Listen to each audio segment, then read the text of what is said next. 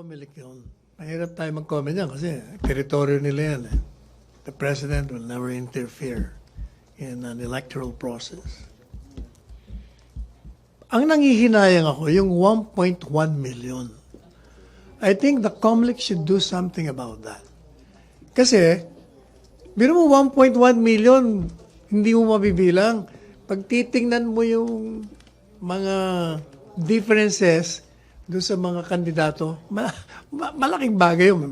Mayroong malalaglag, mayroong papasok. Ang dapat pag-aralan nila, how the voter, kasi hindi ba sinishade? Pag sumobra, hindi na babasahin ng... Dapat there should be a way na kahit na sumobra, yung sobra, huwag mong basahin. Yun na nga, kailangan there should be,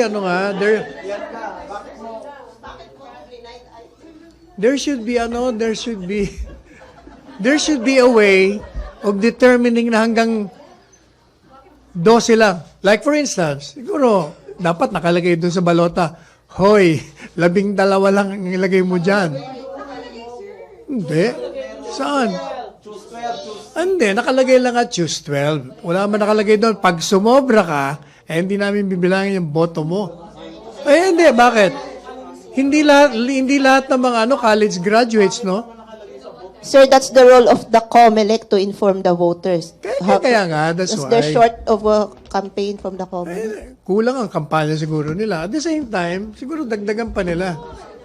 Kasi sayang parang there must be a way. Yung sumobra naman yung in-endorse, sir. Ang naisip ko, ang naisip ko, dapat maging modern tech na tayo na pag pumunta ka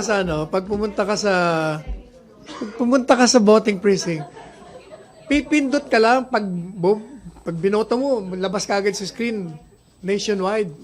Kumbaga, every time ka boboto, nandun na, nagdadagdag na yung mga boboto. Bakit kaya nila hindi magawa yun?